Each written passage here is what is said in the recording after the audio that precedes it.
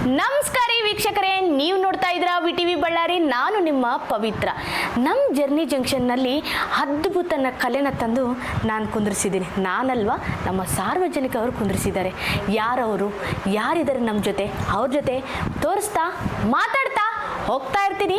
ನೋಡ್ತಾ ಇರಿ ಸರ್.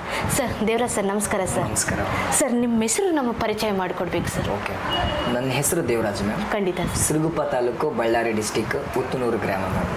ನಾನು ಈಗ BE ಇಂಜಿನಿಯರಿಂಗ್ ಮಾಡ್ತಿದ್ದೀನಿ ಮ್ಯಾಮ್. ನಾನು ಇಲ್ಲೇ ಬಳ್ಳಾರಿಯಲ್ಲೇ ಹಾಸ್ಟೆಲ್ ಇದೆ ಮ್ಯಾಮ್.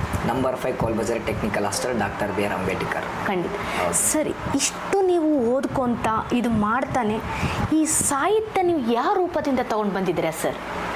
ಇದು ಮೇನ್ ಬುನಾದಿ ಎಲ್ಲಿಂದ ಬಂತಂದ್ರೆ ರಿಯಲಿ ನಮ್ಮ ಫ್ಯಾಮಿಲಿಯವರಿಗೆ ಹಿಂದೆ ನಮ್ಮ ತಾತ ಆಗಿರ್ಬೋದು, ನಮ್ಮ ಅಪ್ಪಾಜಿಯವರು ಆಗಿರ್ಬೋದು, ಒಂದು ಸಂಗೀತದಲ್ಲಿ ಭಾಳ ಹುಚ್ಚು ಇದೆ ಮ್ಯಾಮ್ ಅವರಿಗೆ. ಬಯಲಾಟ ರೂಪಕ್ಕಾಗಿರ್ಬೋದು ಅಥವಾ ಬಯಲಾಟದ ಶೈಲಿ ಆಗಿರ್ಬೋದು, ಹಿನ್ನೆಲೆ ಗಾಯಕ ಆಗ್ಬೇಕಂತ ದೊಡ್ಡ ಆಸೆ ಮ್ಯಾಮ್ ನಮ್ಮ ಅಪ್ಪ ಅವ್ರಿಗೆ. ಅವಾಗೆಲ್ಲ ಸೋಷಿಯಲ್ ಮೀಡಿಯಾ ಇಲ್ಲ. ಹೌದು, ಖಂಡಿತ. ಬಟ್ ಇತ್ತೀಚೆಗೆ ಆ ಸೊಗಡು ನನಗೂ ತಗಲಿತ್ತಂತ ಎಲ್ಲರೂ ಹೇಳ್ತಿದ್ದಾರೆ ಮ್ಯಾಮ್. ಅಷ್ಟೇ ಸರ್. ಮೊನ್ನೆ ನಮಗೆ ರೀಸೆಂಟಾಗಿ ಒಂದು 3-4 ಡೇಸ್ ಬ್ಯಾಕ್ ಸೈಡ್ ನಿಮ್ಮದು ಜಾನಕಿ ಮೇಡಮ್ ಅಂದ್ರೇ ಅದ್ಭುತ ಒಂದು ಅಭಿಮಾನಿ ಅನ್ನೋದು ಕೇಳ್ಪಟ್ವಿ. ಖಂಡಿತ ಸರ್. ಅವ್ರ ಬಗ್ಗೆ ಇವಾಗ ನಿಧನ ಆಗಿದ್ದಾರೆ. ಅವ್ರ ಬಗ್ಗೆ ಏನು ಹೇಳ್ತೀರಾ ಸರ್? ನಿಜವಾಗ್ಲೂ ಹೇಳ್ಬೇಕಂತಂದರೆ 48,000 ಹಾಡಿನ ಸರದಾರಿ, ಗಾನಕೋಗಿಲೆ, ಯಾವುದೇ ಬಿರುದು ಕೊಟ್ಟರೆ ತಪ್ಪಾಗಲಿಕ್ಕಿಲ್ಲ ಅವರು. ಬಟ್ ಎಲ್ಲರೂ ಹಾಡ್ತಾರೆ ಮ್ಯಾಮ್. ಒಂದು ಮಗು ವರ್ಷನ್ ಆಗಿರ್ಬೋದು, ಒಂದು ಮುದುಕಿ ವರ್ಷನ್ ಆಗಿರ್ಬೋದು, ಒಂದು 18 ವರ್ಷದ ಹುಡುಗಿ ವಯಸ್ಸಾಗಿರ್ಬೋದು, ಎಲ್ಲ ವಯಸ್ಸು ಹಾಡ್ತಿದ್ದಾರೆ. ಅದಕ್ಕೆ ಅವರು ರಿಯಲಿ ಹೇಳ್ಬೇಕಂದ್ರೆ ಅವರಿಗೆ ದೊಡ್ಡ ಎಷ್ಟು ನಾವು ಗೌರವ ಸಲ್ಲಿಸಿದ್ರು ಕಮ್ಮಿನೇ ನಿಜವಾಗ್ಲೂ. ಈ ಟೈಮಲ್ಲಿ ನಾವು ಒಂದೆರಡು ಮಾತು ತಗೋಬೇಕು ಅಂತಂದರೆ ಅವ್ರ ಜೊತೆ ಹೋಗಬೇಕು, ಮಾತಾಡಬೇಕು, ಕೂತ್ಕೋಬೇಕು ಅನ್ನೋ ಒಂದು ಕನಸು ನಿಂತಿತ್ತು. ಆ ಕನಸು ಸ್ವಲ್ಪ ಮಟ್ಟದಲ್ಲಿ ನನಸಾಗೋಗ್ಬಿಡ್ತು. ಅದ್ರ ಬಗ್ಗೆ ಏನು ಹೇಳ್ತೀರಾ ಸರ್? ನಿಜವಾಗ್ಲೂ ಅಷ್ಟು ಆಸೆ ಇತ್ತು ತಗೊಂಡು ನಾನು ಮುಂದೆ ಹೋಗೋ ಪ್ಲಾಟ್ಫಾರ್ಮಿಗೆ ಒಂದು ಆಶೀರ್ವಾದ ಸಿಗುತ್ತೆ. ಆ ಆಶೀರ್ವಾದ ನನ್ನ ಹಿಂದೆ ನನಗೆ ಗುರುವಾಗಿ ಇರಬೇಕಾಗಿತ್ತು ಅಂತ ಅಂದ್ಕೊಂಡಿದ್ದೇನೆ. ಬಟ್ ಅದು ಕನಸಾಗಿ ಸರ್. ಆ ಕನಸಾಗಿ ಉಳಿದಿರೋದು ನಿಮಗಾಗಿದ್ದರೆ ನಮಗೆ ಕನಸು ನನಸಾಗ್ಬಿಟ್ಟಿದೆ. ಅದು ಯಾಕಂತಂದರೆ ಜಾನಕಿ ಮೇಡಮ್ ನಿಮ್ಮಲ್ಲೇ ಇದ್ದಾರೆ ಸರ್. ಸೊ ಹಂಗಾಗಿ ನಮಗೆ ನನಸಲ್ಲಿ ಅನ್ನೋದಕ್ಕಿಂತ ಜಾನಕಿ ಮೇಡಮ್ ಇಲ್ಲೇ ಇದ್ದಾರೆ ಅನ್ನೋದು ನೀವೇ ಸಾಕ್ಷಿ ಸರ್ ನಮಗೆ. ಸರ್, ಇನ್ನೊಂದು ಏನಂತಂದರೆ ಯಾವುದೇ ಸಾಂಗ್ ಅಂತಂದರೆ ಒಂದು 2 ಸೆಕೆಂಡಲ್ಲಿ ನಾನು ಹಾಡ್ತೀನಿ ಅನ್ನೋದು ಬಂದು ನಿಂತ್ಕೊಳೋದೆ ನಮ್ಮ ದೇವರಾಜ್ ಸರ್ ಅನ್ನೋದು ನಾವು ಬಳ್ಳಾರಿಯಲ್ಲಿ ಕೇಳ್ಪಟ್ವಿ.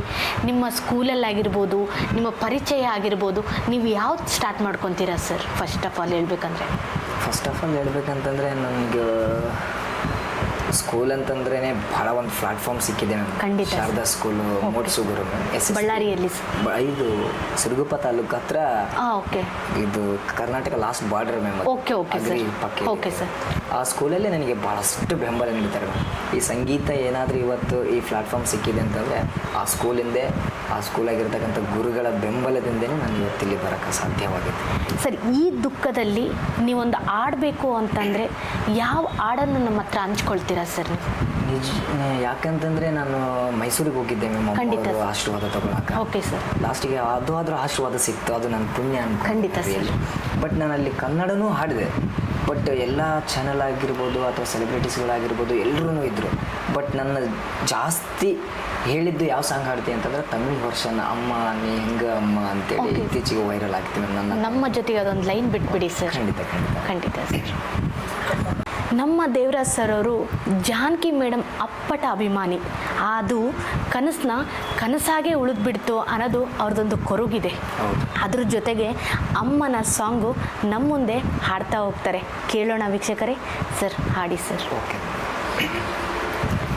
நான் போன பின்னும் நீ வாழ வேண்டும் எந்த மூச்சே உனக்குள்ள உண்டு வானங்கள் வண்ணம் பூவல்ல வாசம் நான் போன உனக்கே தெய்வங்கள் உண்டு நீ என் பெருமையின் எல்லை உந்தன் தந்தை பேர் சொல்ல பிள்ளை ஓரம் பெறவில்லை கலங்காதே என் கண்ணே உலகம் விளையாட உன் கண்மண்ணை காலம் கரிதோடும்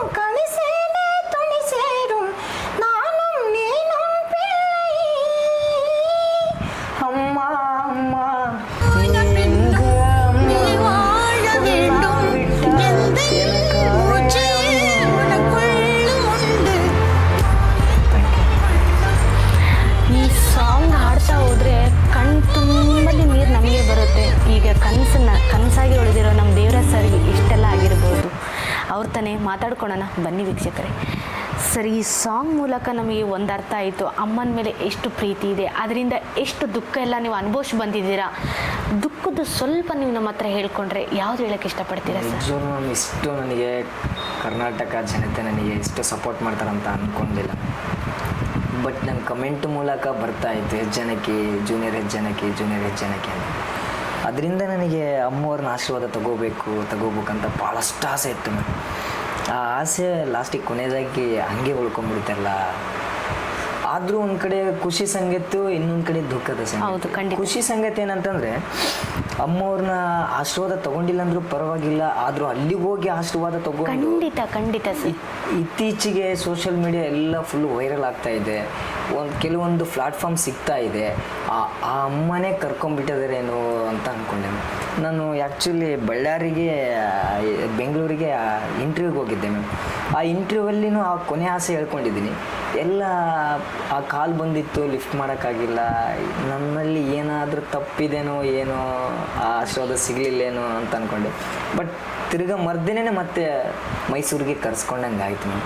ಮೈಸೂರಿಗೆ ಕರ್ಸ್ಕೊಂಡು ಜಾನಕಿ ಇವರು ವಾಯ್ಸಲ್ಲಿ ಇದೆ ಅಂತ ತಿಳಿಸ್ಕೊಟ್ಟಂಗೆ ಆಯ್ತೇನೋ ಅಂತ ಇವತ್ತಿನವರೆಗೂ ಕೊರಗು ಹಿಂಗೆ ಇದೆ.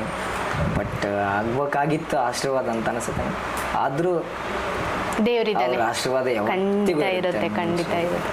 ಸರಿ, ಇಲ್ಲಿವರೆಗೆ ನೀವು ಬರಬೇಕಂತಂದರೆ ಎಷ್ಟು ಕಷ್ಟಪಟ್ಟಿದ್ದೀರಾ ಅನ್ನೋದು ಯಾರಿಗೂ ಬೇಗ ಗೊತ್ತಾಗಲ್ಲ. ಅದು ಒಳಗೆ ನಿಮ್ಮ ಹತ್ರ ಮಾತ್ರ ಗೊತ್ತಿರುತ್ತೆ. ಸ್ಟೇಜ್ವರೆಗೆ ಬರೋಕ್ಕೆ ಎಷ್ಟೆಲ್ಲ ಕಷ್ಟಪಟ್ಟಿದ್ದೀರಾ ಸರ್ ನೀವು?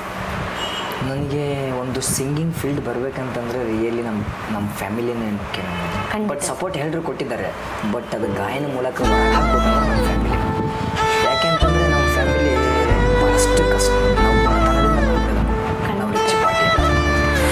ಹಿಂದೆ ನಾವು ಎಲ್ಲರೂ ಯಾವುದಾದ್ರೂ ಶುಭ ಕಾರ್ಯಗಳಿಗೆ ಕೂಡಿದಾಗ ಎಲ್ಲರೂ ನಮ್ಮ ಫ್ಯಾಮಿಲಿಯವರು ಎಲ್ಲರೂ ಕೂಡಿ ಮಾತಾಡೋತ್ತೇ ಎಲ್ಲ ಹೇಳ್ಕೊತಿರ್ತಾರೆ ನಮ್ಮ ತಂದೆ ತಾಯಿ. ಅವರು ಒಂದು ತುತ್ತಿನ ಅನ್ನದ ಹಿಂದೆ 1006 ಪರಿಶ್ರಮ ಇರುತ್ತೆ. ಅದೇ ರೀತಿ ಒಂದು ದಿನದ ಹೊತ್ತಿನ ಊಟ. ನಾವು ಊರಲ್ಲಿ ಕಟ್ಟಿಗೆ, ಅವರು ನಮ್ಮೂರಲ್ಲಿ ಕಟ್ಟಿಗೆ ಇರ್ತಿದ್ದಂತೆ. ಆ ಕಟ್ಟಿಗೆ ಕಡ್ದು ಅದು ಮಾರಿ ಆ ಬಂದಿದ್ದ ಅಮೌಂಟಿಂದ ನಮ್ಗೆ ಊಟ ಆಗ್ತದೆ. ಅವಾಗಿನ ಪರಿಸ್ಥಿತಿ ಆಗಿತ್ತು ಸರ್. ಸುಮಾರು ಹೇಳ್ಬೇಕಂತಂದರೆ ನಮ್ಮ ಪೇರೆಂಟ್ಸ್ ಅವ್ರು ಅಷ್ಟೇ ಕಷ್ಟಪಟ್ಟಿದ್ದಾರೆ. ಆದರೆ ನಮಗೆ ಒಂದು ಈ ಕಷ್ಟ ಅಂತ ಗೊತ್ತೇ ಇಲ್ಲ. ಆ ರೀತಿ ನಡೆಸ್ಕೊಟ್ಟಿದ್ದಾರೆ. ಎಷ್ಟೋ ಡಿಸ್ಟಿಕ್ಗಳಿಗೆ ಹೋಗಿ ದುಡಿದಿದ್ದಾರೆ ಮ್ಯಾಮ್ ವರ್ಷಾನ್ಗಟ್ಲೆ. ಸುಳ್ಳಾಗಿ ಕೇಳ್ಬೇಕಾದ್ರೆ ಕೆಲವೊಂದು ನಮ್ಮ ಅಕ್ಕವರು 3 ಹೆಣ್ಮಕ್ಳು, ದೊಡ್ಡವರು. Okay sir. ನಾವೇ ಸಣ್ಣವರು, ನಮಗೇನು ಗೊತ್ತಿಲ್ಲ. ನಾನು ನಿಜವಾಗಿ ಹೇಳ್ಬೇಕಾದ್ರೆ ಭಾಳ ಫೀಲ್ ಆಗುತ್ತೆ ಮರಿಯಲ್ಲಿ. ಇಲ್ಲಿ ಲಕ್ಷ್ಮೀಪುರ ಕ್ಯಾಂಪ್ ಅಂತ ಇದೆ ಅಲ್ರಿ. ಹಾಂ ಸರ್. ನಮ್ಮ ಮನೇಲಿ ಅವಾಗ ನಾವು ಇವಾಗಲೇ ನಾವೇನು ಸೌಕರ್ಯ ಮರಿಯಲ್ಲಿ ಮನಸ್ಸು ಸೌಕರ್ಯ ಇದೆ ಅಲ್ವಾ ಸರ್? ಹೌದಲ್ವಾ? ಹೌದು ಬಿಡ್ರಿ. ಇಲ್ಲೇ ರೆಡ್ಡಿಸ್ ಅಂತಿದ್ದಾರೆ ಮ್ಯಾಮ್. ಖಂಡಿತ. ಅವ್ರ ಜೊತೆ ಅಮೌಂಟ್ ಇಸ್ಕೊಂಡು ಒಂದು 10,000 ಅಥವಾ 20,000 ಮನೇನ ನೀಗ್ಸಕ್ಕೆ. ಆ ಅಮೌಂಟನ್ನು ನಾವು ತೀರಿಸ್ಬೇಕಂತಂದರೆ ನಮ್ಮ ಅಕ್ಕವ್ರನ್ನ ಮೂವರನ್ನೇ ಇಲ್ಲಿ ಬಾಡಿಗೆ ಮನೆಗೆ ಕೊಡಿಸಿ. ಅದೇ ಸರ್, ಅಕ್ಕ ಅವ್ರದ್ದು ಇದನ್ನ ಮಾಡಿಕೊಂಡು ವ್ಯವಸ್ಥೆ ಮಾಡಿಕೊಂಡು ಅವ್ರ ಮನೆಗೆ ಬರ್ತಾಯಿದ್ರು ಅಂತ ಹೇಳಿದ್ರು. ಅದು ಹೆಂಗೆ ಸರ್? ಅದು ಏನಾಯಿತು ಮುಂದೆ? ನಾನು ಮನೆಯಲ್ಲಿ ಕಷ್ಟ ಇರೋದಕ್ಕೋಸ್ಕರ ಸಾಲೆಲ್ಲ ಇಸ್ಕೊತಿದ್ರೆ ಮ್ಯಾಮ್. ಅದನ್ನು ತೀರಿಸ್ಬೇಕಂತಂದರೆ ಇವಾಗ ಬೇರೆ ಆಪ್ಷನ್ ಇಲ್ಲ ಮ್ಯಾಮ್ ನಾವು. ಯಾಕಂದರೆ ನಾವು ಸಣ್ಣ ಮಕ್ಕಳು, ಗಂಡು ಮಕ್ಕಳು ಇಬ್ಬರು ಮ್ಯಾಮ್. ಬಟ್ ಹೆಣ್ಮಕ್ಳೇ ನಮಗೆ ಫ್ಯಾಮಿಲಿ ಗಂಡು ಮಕ್ಕಳು ಎಂಬ ಸಪೋರ್ಟ್ ಇದ್ರು. ಯಾಕೆಂತಂದರೆ ನಮ್ಮಪ್ಪ ಅವರು ನಮ್ಮಮ್ಮವರು ಹೊಲ ನೋಡ್ಕೋಬೇಕು ನಮ್ಮೂರಲ್ಲಿ. ಇವ್ರು ಮೂವರು ಜೊತೆ ನಮ್ಮವ್ವ ಇದ್ಲು. ಅವ್ರು ಬಂದು ಆ ರೊಕ್ಕನ ತೀರಿಸೋಗೋ ತನಕ ನಮ್ಮೂರಿಗೆ ಬರೋಂಗಿಲ್ಲ. ನನಗೆ ಕಣ್ಣಾರೆ ಕಂಡಿದ್ದಂತಂದರೆ ಇವತ್ತಿಗೂ ನನಗೆ ಒಂಥರ ಕೊರಗು ಏನಂತಂದರೆ ನಿಜವಲ್ಲೂ ಒಂದು ತಗಡು ಮೆಮಲ್ಲಿ ಇಲ್ಲಿ ಕೊಟ್ಟಿರೋದವರು ರೆಡ್ಡಿಸು. ಒಂದು ತಗಡು ಮನೆ ಕೊಟ್ಟಿರ್ತಾರೆ. ಡೋರ್ ಯಾರನ್ನ ತೆಗಿಬೋದು, ಯಾರಾದ್ರೂ ಯಾವ ಟೈಮಿಗೆ ಗೊತ್ತಾಗಲ್ಲ, ಆ ಲೆಕ್ಕ ಸಿಚುವೇಶನ್. ಬಟ್ ನನಗೆ ಯಾವಾಗಿನ್ನ ಸಣ್ಣ ಮಗ ನನಗಿನ್ನೂ ಗೊತ್ತಿಲ್ಲ. ಅವಾಗ ನಮ್ಮ ಅಕ್ಕವ್ರು ನಿಜವಲ್ಲ ಹೇಳ್ಬೇಕಂತಂದರೆ ಅಲ್ಲಿನೇ ಮೆಚೂರ್ಡ್ ಆಗಿರೋದು ನಮ್ಮ ಅಕ್ಕವ್ರಿಗೆ. ಮೆಚೂರ್ಡ್ ಆದರೂ ಸಮೇತ ಆ ಫಂಕ್ಷನ್ ಏನಿರ್ತಲ್ಲ ಮ್ಯಾಮ್, ಅಲ್ಲಿ ತನಕ ಮಾತ್ರ ಮನೆಗೆ ಇರ್ತಾರೆ. ಮತ್ತೆ ಫಂಕ್ಷನ್ ಮುಗಿತಾ ಮತ್ತೆ ಬರ್ಬೇಕು ಇಲ್ಲಿ ದುಡಿಯೋಕೆ. ಈ ಕಷ್ಟಗಳು ಕೂಡ ನೋಡಿದ್ದೀನಿ.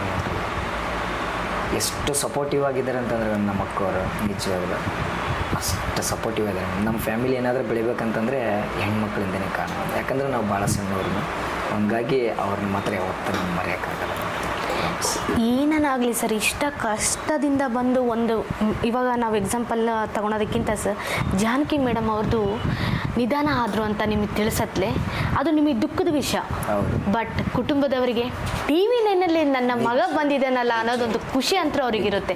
ನೀವು ಅದನ್ನು ಬ್ಯಾಲೆನ್ಸ್ ಹೇಗೆ ಮಾಡಿದ್ದೀರಿ ಸರ್? ಇಲ್ಲಿ ಅಲ್ಲಿ ನಿಧಾನ ಆಗಿದ್ದಾರೆ ಅನ್ನೋ ದುಃಖದಲ್ಲಿ ನೀವಿದ್ದೀರಾ, ಇಲ್ಲಿ ಅಮ್ಮ ಅಪ್ಪ ಅವರು ಕುಟುಂಬ ಹೇಗೆಲ್ಲ ನಮ್ಮದು ನಾನು ನೋಡಿ ವ್ಯಕ್ತಿಪಡಿಸ್ತಾ ಇಲ್ಲಲ್ಲ ಒಂದು ಖುಷಿನ ಅನ್ನೋದನ್ನ ಹೇಗೆ ಬ್ಯಾಲೆನ್ಸ್ ಮಾಡಿದ್ರಿ ಸರ್? ನಿಜವಾಗ್ಲೂ ಮ್ಯಾಮ್, ಅವರು ಜನಕೆಮ್ಮವರಾದರೂ ಸಮೇತ ನನ್ನ ನೋಡಿದ್ರು ಇಲ್ಲ ಗೊತ್ತಿಲ್ಲ, ಬಟ್ ನನ್ನ ಆಶೀರ್ವಾದ ಯಾವಾಗಲೂ ಇರುತ್ತೆ, ನೀನು ಸಂತೋಷವಾಗಿ ಮುಂದೆ ಹೊರಡು ಅಂತೇಳಿ ಎಲ್ಲ ಸೋಷಿಯಲ್ ಮೀಡಿಯಾಗ ಅವರಾಗಿ ಕರೆಸ್ಕೊಂಡು ನನ್ನ ವೈರಲ್ ಮಾಡಿದ್ರೇನೋ ಅಂಬೋದು ಇದೊಂದು ದೊಡ್ಡ ಫೀಲ್ ಇವಾಗ ಕಾಡ್ತದೆ.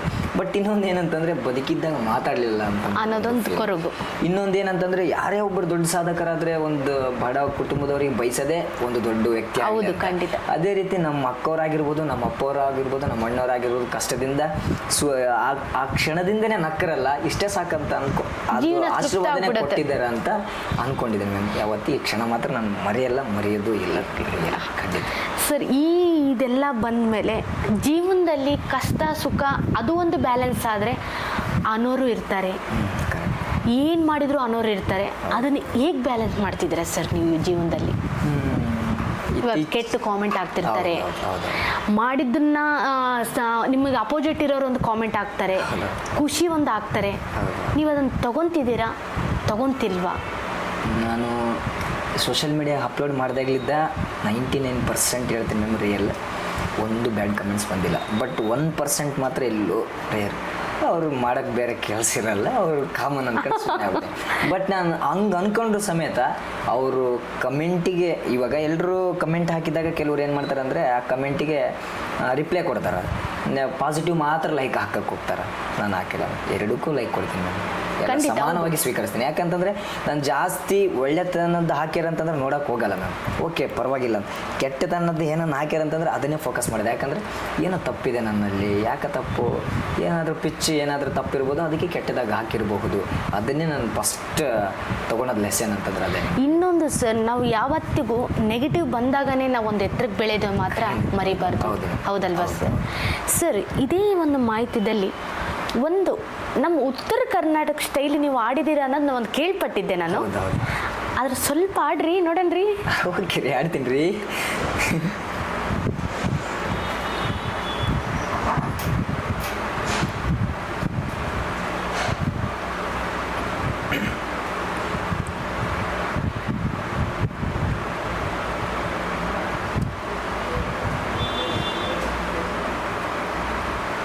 ಓಕೆ, ಹಾಡಲಿ ಮ್ಯಾಮ್? ಹಾಡ್ರಿ.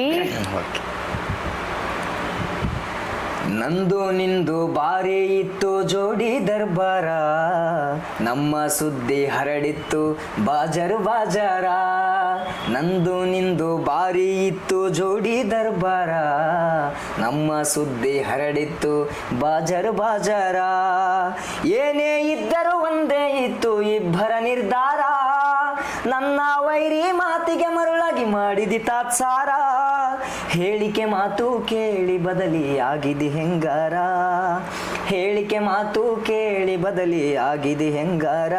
ನಿನ್ನ ತಿಳ್ಕೊಂಡಿದ್ನೆ ಗೆಳತಿ ನನ್ನ ಬಾಳಿನ ಬಂಗಾರ, ಹೊಂಟ ಹೋಗುವಾಗ ಕೇಳತೀನಿ ಕೊನೆಯ ಸರತಿ, ಹೊಂಟ ಹೋಗುವಾಗ ಕೇಳತೀನಿ ಕೊನೆಯ ಸರತಿ. ನನ್ನ ಪ್ರೀತ್ಯಾಗ ಏನಿತ್ತ ಅಂತ ಕೊರತೆ, ನನ್ನ ಪ್ರೀತ್ಯಾಗ ಏನಿತ್ತ ಅಂತ ಕೊರತೆ. ಎಷ್ಟು ಹೇಳಿದರೂ ಕೇಳಲಿಲ್ಲ ಗೆಳತಿ ಗೆಳತಿ. Thank you ma'am, thank you so much. ಏನನ್ನ ಹೇಳ್ರಿ ನೀವು, ಉತ್ತರ ಕರ್ನಾಟಕ ಒಂದು ಆಡ ಸೊಗಡು ಬಿಟ್ಟಿವಂದ್ರೆ ಅದ್ರಾಗ ಏನೋ ಒಂದು ನಮ್ಮ ಜೀವನದ ಒಂದು ಕತೆ ಅಂತೂ ಇದ್ದೇ ಇರುತ್ತೆ ನೋಡ್ರಿ. ನೀವು ಹಾಡೋದ್ರಲ್ಲಿ ಒಂದು ಜೀವನದ ಹತ್ರ ಮಾತ್ರ ಅದರಲ್ಲಿ ಇದ್ದೇ ಇದೆ, ಹೌದಲ್ವಾ ರೀ ಸರ್? ಇದನ್ನ ಹೇಳ್ತಾ ಜೀವನದ ದಾರಿಯಲ್ಲಿ ಬರೋಣ ಸರ್. ಸರ್, ನಿಮ್ಮದು ಇಲ್ಲಿವರೆಗೆ ಬಂದಿದ್ದೀರಲ್ಲ, ನಿಮಗೆ ಇನ್ನೂ ಓದಬೇಕಂತ ಇದೆನಾ, ಇಲ್ಲ ಈ ಸಾಹಿತ್ಯ ಮುಂದೆನೇ ಹೋಗ್ಬೇಕಂತಿದೆನಾ, ಹೇಗೆ ಅನಿಸ್ತಿದೆ? ನನಗೆ ನಾನು ಹೇಳಬೇಕಂದ್ರೆ ನಮ್ಮ ಫ್ಯಾಮಿಲಿಯವ್ರಿಗೋಸ್ಕರ ಒಂದು ಹೆಮ್ಮಿದೆ.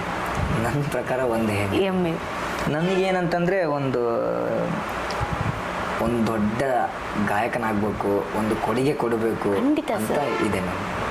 ನನಗೇನಿಲ್ಲ ಮ್ಯಾಮ್, ಗಾಯಕನಾಗಬೇಕೆಂಬುದು ಮುಖ್ಯ ಕಾರಣ ಏನಂತಂದರೆ ಈ ಜಗತ್ತಿಗೆ ಏನಾದರೂ ನೋವು ಮರೆಸೋ ಶಕ್ತಿ ಯಾವುದಾದ್ರೂ ಇತ್ತಂದರೆ ಸಂಗೀತಕ್ಕೆ ಮಾತ್ರ ಇರೋದು. ಖಂಡಿತ ಸರ್. ಎಷ್ಟೇ ಜನನ ನೋವನ್ನ ನನ್ನ ವಾಯ್ಸಿಗೆ ತೆಗಿಬೇಕೆಂಬುದು ನನಗೊಂದು ಅದು ದೊಡ್ಡ ಗುರಿ ಅಷ್ಟೇ. ನಮ್ಮ ಫ್ಯಾಮಿಲಿ ಏನಂತಂತಂದರೆ ಏನಾದರೂ ಮಾಡು ಪರವಾಗಿಲ್ಲ, ಬಟ್ ಒಂದು ಡಿಗ್ರಿ ಅಂತ ಕಂಪ್ಲೀಟ್ ಮಾಡಿಕೊಂಡು ಮುಂದೆ ಸಾಗು ಅಂತ ಹೇಳ್ತಿದ್ದಾರೆ. ಇದಕ್ಕಾದರೂ ಏಜ್ ಲಿಮಿಟ್ ಐತೆ, ಸಂಗೀತಕ್ಕೆ ಯಾವತ್ತೂ ಏಜ್ ಲಿಮಿಟ್ ಇಲ್ಲ. ಹಂಗಾಗಿ ಎರಡನ್ನೂ ಬ್ಯಾಲೆನ್ಸ್ ಮಾಡ್ಕೊತ ಹಂಗೆ ಹೋಗ್ತಿರೋ. ಇದನ್ನು ಕಂಪ್ಲೀಟ್ ಮಾಡಿ ನೀನು ಏನಾದರೂ ಮಾಡ್ಕೊಂಡೋಗು, ಒಂದು ಜೀವನ ಸಾಕ್ಸಾಕಿರುತ್ತೆ, ನಿನ್ನ ಖುಷಿಗೋಸ್ಕರ ಇದನ್ನು ಮಾಡಂಗಿರುತ್ತದ. ಅದೇನಾದರೂ ಟೈಮ್ ಬಂತಂದರೆ ಒಂದು ನೋಡಮ್ಮ ಅಂತ ಅಂತಿದ್ದಾರೆ ಅಷ್ಟೇ. ಏನೇ ನಾವು ದೊಡ್ಡ ಗಾಯಕಿ ಆದರೂ ಕೂಡ ಪ್ರತಿಭೆ ಮಾಡಬೇಕಂತಂದ್ರೆ ತುಂಬ ಕಷ್ಟ ಸರ್. ಯಾಕಂದರೆ ನಾವು ಆಡೋದು ಒಂದು ರೀತಿ ಆದರೆ ಸಾರ್ವಜನಿಕರು ನಮ್ಮ ಬೆಂಬಲ ಮಾಡೋದು ಒಂದು ರೀತಿ ಆಗಿರುತ್ತೆ ಸರ್. ಹೌದಿಲ್ಲ ಅಂತಂದರೆ ನಾವಿಲ್ಲ ಸರ್. ಇನ್ನು ಒಂದು ನಮ್ಮ ಬಳ್ಳಾರಿಯಲ್ಲಿ ನಮ್ಮ ಜನಾರ್ದನ್ ರೆಡ್ಡಿ ಸರ್ ಆಗಿರ್ಬೋದು, ಅರುಣಾ ಮೇಡಮ್ ಅವರಾಗಿರ್ಬೋದು, ನಿನ್ನ ಒಂದು ಕಲೆನ ಗುರುತಿಸಿ ಮನೆ ಆಹ್ವಾನ ಮಾಡಿಕೊಂಡಾಗ ನಿಮಗೆ ಏನು ಅನಿಸ್ತು ಸರ್ ಅದ್ರ ಬಗ್ಗೆ? ನಾನು ಸುಮ್ಮನೆ ಕೂತಿದ್ದೆ ಮ್ಯಾಮ್, ಕಾಲೇಜಿಗೆ ಹೋಗಿ ಬರ್ತಾ ಇದ್ದೆ. ಡೈರೆಕ್ಟ್ PA ಸರ್ ಫೋನ್ ಮಾಡಿದ್ರು, ಅರುಣಾಕರ್ ರೆಡ್ಡಿ ಅವ್ರ ಕಡೆಯಿಂದ ಅಂತ. ನಾನು ಶಾಕ್ ಆದ್ದೆ, ಗೊತ್ತಿಲ್ಲ ಮ್ಯಾಮ್ ಅವ್ರ ಹೆಸರು. ಯಾರು ಸರ್ ಅಂತಂದರೆ ಜನಾರ್ದನ್ ರೆಡ್ಡಿ ಅಂದ್ರೆ ನಾನು ಶಾಕ್ ಆಗಿಬಿಟ್ಟೆ. ಯಾಕೆ ನನಗೆ ಕಾಲ್ ಮಾಡಿದ್ರು ಅಂತ ಅಂದ್ಕೊಂಡೆ. ಅವಾಗ ಹೇಳಿದ್ರೆ ಅವರು, ಇಲ್ಲ ಮೇಡಮ್ ಅವರು ನಿನ್ನ ಕಲೆಗೆ ಮೆಚ್ಚಿ ಏನಾದರೂ ಗೌರವ ಕೊಡಬೇಕಂತ ಇದ್ದಾರೆ, ನೀವು ಸ್ವಾಗತಿಸಬೇಕು ಕಂಪಲ್ಸರಿ ಅಂತ ಹೇಳಿದ್ರು. ಹೌದಾ ಸರ್, ನನಗೊಂದು ಖುಷಿ ಅವಾಗ. ಅಷ್ಟು ದೊಡ್ಡವರು ಕರ್ನಾಟಕಕ್ಕೆ ಒಂದು ಗುರ್ತಿಸ್ಕೊಂಡವರು ನನ್ನ ಕರಿತಿದ್ದಾರೆ ಮನೆಗೆ. ನಾನೊಂದು ಬಡ ಪ್ರತಿಭೆ, ಬಡ ಹಾಸ್ಟೆಲಲ್ಲಿದ್ದು ಒಂದು ಬಡ ಕುಟುಂಬದಿಂದ ಬಂದವ್ರನ್ನ ಈ ಥರ ಸೆಲೆಕ್ಟ್ ಮಾಡಿ ಈ ಥರ ಕಲೆಗೆ ಬೆಲೆ ಕೊಡ್ತಾರಂತಂದರೆ ನಿಜವಾಗ್ಲೂ ಅವರು ದೊಡ್ಡ ಪುರುಷರೇ ಅಂತ ಅಂದ್ಕೊಂಡು ಅವಾಗ ಹೋದೆ. ಹೋಗಿ ಎಲ್ಲ ಸಾಂಗ್ ಹಾಡಿಸಿದ್ರು. ಮ್ಯಾಮ್ ನೀನು ಇನ್ನೂ ಉನ್ನತ ಸ್ಥಾನಕ್ಕೆ ಹೋಗಿ ನಮ್ಮ ಸಪೋರ್ಟ್ ಯಾವತ್ತಿಗೂ ಇರುತ್ತೆ ಅಂತೇಳಿ ಸನ್ಮಾನ ಮಾಡಿ ಗೌರವ ಕೊಟ್ಟು. ಹಾಗೆ ಆ ಸಾರಿಗೆ ಆರಾಮಿರಲಿಲ್ಲ ಮ್ಯಾಮ್, ಹಾಗಾಗಿ ನೆಕ್ಸ್ಟ್ ಮತ್ತೆ ಬರುವಂತೆ ನೀನು ಯಾವತ್ತು ತೆರೆದ ಮನೆ ಅಂತ ಹೇಳಿದ್ರೆ ನಮ್ಗೆ ಭಾಳ ಖುಷಿ ಆಯ್ತು ಮ್ಯಾಮ್ರಿ. ಆಮೇಲೆ ಧನ ಸಹಾಯ ಮಾಡಿದರು. ಹಾಗೆ ನಿನಗೆ ಏನೇ ಬೇಕಿದ್ದರೂ ಬಂದು ಹೋಗು, ಯಾವತ್ತಿಗೂ ನಾವು ಸಪೋರ್ಟ್ ಮಾಡ್ತೀವಿ, ಇನ್ನೂ ಒಂದು ಉನ್ನತ ಸ್ಥಾನಕ್ಕೆ ಹೋಗ್ಬೇಕಂತೇಳಿ. ಹಾಗೆ ನಮ್ಮ ಹಾಸ್ಟ್ಲಿಗೆ ಬಂದಿದ್ರು ಮ್ಯಾಮ್. ನನಗೆ ಗೊತ್ತೇ ಇಲ್ಲ ಮ್ಯಾಮ್, ಇದು ಬುಡ ಕಾಂಪ್ಲೆಕ್ಸ್ ಅಂತೇಳಿ ಅಂಜನಾಯ್ಲು ಸರ್ ಅಂತೇಳಿ ಬಂದಿದ್ರು. ಹೌದು, ಖಂಡಿತ. ಅವ್ರು ಬಂದು ಭಾಳಷ್ಟು ಪ್ರೀತಿ ತೋರಿಸಿ, ನನಗೆ ಗೊತ್ತಿಲ್ಲ ಮ್ಯಾಮ್, ನಾನೊಂದು ಬಡ ಕುಟುಂಬದಾಗ ಹುಟ್ಟಿ ಯಾವುದೋ ಒಂದು ರೂಮಲ್ಲಿ ಇರೋನು ನಾನು ಅಷ್ಟೇ. 4 ಗೋಡೆಗೆ ಮಾತ್ರ ಸೀಮಿತ ಅಂದ್ಕೊಂಡಿದ್ದೆ ನಾನು ರಿಯಲ್ಲಿ. ಬಂದು ಫೋನ್ ಮಾಡಿ ಅವರೆಲ್ಲ ಬಂದಿದ್ದೀವಿ ಅಂತಂದು, ನಾನು ಒಬ್ಬರು ಬರ್ತಾರೆ ಅಂದ್ಕೊಂಡಿದ್ದೀನಿ ಮ್ಯಾಮ್. ಆದರೆ 2-3 ಕಾರ್ ಬಂದಿದೆ ಮ್ಯಾಮ್. 20-30 ಜನ ಬಂದಿದ್ದಾರೆ ರಾಜಕಾರಣಿಗಳು. ಅವ್ರು ನನಗೆ ಶಾಕ್. ನಮ್ಮ ಹಾಸ್ಟ್ಲಾಗೆಲ್ಲರೂ ಏನು ಅನ್ನಕತ್ತಾರ. ಅವ್ರು ಬಂದು ಸನ್ಮಾನ ಮಾಡಿ ಸಾಂಗ್ ಹಾಡಿಸಿ, ಅವ್ರೂ ಪ್ರೋತ್ಸಾಹಧನ ನೀಡಿ ಒಂದು ಗೌರವ ಕೊಟ್ಟು ಹಾಸ್ಟ್ಲಿಗೆಲ್ಲ ಸ್ವೀಟ್ ಹಂಚಿ ತಮಗೆ ಎಷ್ಟಾಗುತ್ತೆ ಅಷ್ಟು ಹೆಲ್ಪ್ ಮಾಡಿ, ನಿಮ್ಗೆ ಯಾವತ್ತಿಗೂ ನಾನು ಸಪೋರ್ಟ್ ಇರ್ತೀವಿ, ನೀನು ಏನೇ ಮಾಡಲಿ ಅಂತೇಳಿ ಬೆಂಬಲ ಕೊಟ್ಟು ಹೋದ್ರು ಮ್ಯಾಮ್. ಅವರಿಗೆಲ್ಲ ಧನ್ಯವಾದಗಳನ್ನು ಈ ಮೂಲಕ ಹೇಳ್ತಿದ್ದೀನಿ ನಮ್ಮ ರಿಯಲ್ಲಿ. ಇವತ್ತೇನಾದರೂ ನನಗೆ ಇಷ್ಟು ವೈರಲ್ ಆಗೋ ಸಾಧ್ಯ ಅಂತಂದರೆ ಕನ್ನಡ ಜನತೆಗೆ ಎಷ್ಟು ಕೋಟಿ ನಮ್ಮನ್ನು ಸಲ್ಲಿಸಿದ್ರು ನನ್ನ ರಿಯಲ್ಲಿ ಸಾಲದು. ನಮ್ಮ ರಿಯಲ್ಲಿ ಖಂಡಿತ ಎಲ್ಲರೂ ಸಪೋರ್ಟ್ ಇರ್ಬೇಕು ಮ್ಯಾಮ್. ಅವ್ರ ಸಪೋರ್ಟ್ ಆಗಿರ್ಬೋದು, ಮೀಡಿಯಾದವ್ರ ಸಪೋರ್ಟ್ ಆಗಿರ್ಬೋದು, ನಿಮ್ಮಂಥವ್ರು ಕರೆದು ಎಲ್ಲ ಇಂಟರ್ವ್ಯೂ ಮಾಡ್ತಿದ್ರಿ, ಆ ಸಪೋರ್ಟ್ ನನಗೆ ಕಂಪಲ್ಸರಿ ಬೇಕು ಮ್ಯಾಮ್. ಒಂದು ಸ್ಟೇಜಿಗೆ ಕಳಿಸ್ಬೇಕಂತ ಈ ಮೂಲಕ ಎಲ್ಲರೂ ಕನ್ನಡ ಜನತೆಗೆ ಒಂದು ದೊಡ್ಡ ನಮಸ್ಕಾರ. Thank you sir. ನಾವು ಸಾರ್ವಜನಿಕರಿಂದ ಆಗಿರ್ಬೋದು, ಜನಪ್ರತಿನಿಧಿಯಿಂದ ಆಗಿರ್ಬೋದು, ನಾವೊಂದು ಕೇಳ್ಪಟ್ವಿ, ಹೆಣ್ಣು ಗಂಡು ವಾಯ್ಸನ್ನ ನಮ್ಮ ದೇವರಾಜ್ ಸರ್ ಅವ್ರು ಬಿಟ್ಕೊಡ್ತಾರೆ, ಅದು ಸಾಧ್ಯನಾ ಅನ್ನೋದು ನೀವು ನಮಗೆ ತಿಳಿಸ್ಕೊಡ್ಬೇಕು ಸರ್ ಇವಾಗ. ಓಕೆ ಮಾಡಿ ಸರ್.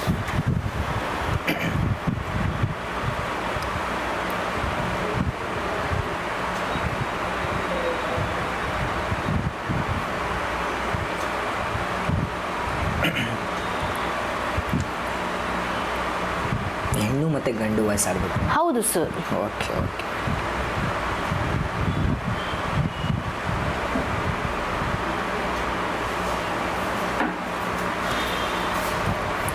ಸ್ಟಾರ್ಟ್. ಗೊಂಬೆಯೊಳಗೆ ಬೊಂಬೆಯ ಮಾಡುವೆ ಅನ್ನೋ ಬೊಂಬೆ, ಮಣ್ಣು ಬೊಂಬೆ. ಬೊಂಬೆಯೊಳಗೆ ರಂಭೆಯ ತರುವೆ ಅನ್ನೋ ಬೊಂಬೆ, ಈ ಹೆಣ್ಣು ಬೊಂಬೆ. ನಿದ್ದೆ ಕದ್ದ ಹೋಗೋ ಚಾಳಿ ಇದೆ ಈ ಬೊಂಬೆಗೆ. ಕದ್ದು ಮುಚ್ಚ ಕೂಡೋ ಜಾಳಿ ಇದೆ ಈ ಬೊಂಬೆಗೆ. ಅಂಗಾಂಗವಾಗುತ್ತೈತೆ ಮಳ್ಳ ಬೊಂಬೆ, ಪಂಚಾಂಗ ಬಿಚ್ಚುತ್ತೈತೆ ಮಳ್ಳ ಬೊಂಬೆ. ಸೂಜಿಗಲ್ಲು ಗೊಂಬೆ ನಿನ್ನ ಅಂಟಿಕೊಂಡೆ ಮಾಟಶೀಲ ಬೊಂಬೆ ದೃಷ್ಟಿಗೊಂದು ನಿಂಬೆ ಬೊಂಬೆ ಬೊಂಬೆ ಬೊಂಬೆ ಬೊಂಬೆ ಬೊಂಬೆ ಬೊಂಬೆ ನಿನ್ನ ಮುದ್ದಾಡಬೇಕು ನರ ಬೊಂಬೆ ಬೊಂಬೆ ಬೊಂಬೆ ಬೊಂಬೆ ಬೊಂಬೆ ಬೊಂಬೆ ಬೊಂಬೆ ನಿನ್ನ ಮುದ್ದಾಡಬೇಕು ನರ ಬೊಂಬೆ ನಿನ್ನ ಚಂಡಾಡಬೇಕು ನರ ಬೊಂಬೆ ಜೊತೆ ಉಂಡಾಡಬೇಕು ನರ ಬೊಂಬೆ ನಿನ್ನ ಕೊಂಡಾಡಬೇಕು ನರ ಬೊಂಬೆ. Thank you. ಥ್ಯಾಂಕ್ ಯು ನೋಡಿದ್ರಲ್ಲ ವೀಕ್ಷಕರೇ, ನಮ್ಮ ದೇವರಾಜ್, ನಮ್ಮ ಬಳ್ಳಾರಿಯಲ್ಲಿರುವಂಥ ನಮ್ಮ ಹುಡುಗ ದೇವರಾಜ್ ಅವರವರು ಎಷ್ಟು ಅದ್ಭುತ ಕಲೆ ಇದೆ ಅನ್ನೋದು ಈ ಮೂಲಕ ನಿಮಗೆ ತಿಳಿಸ್ಕೊಟ್ವಿ.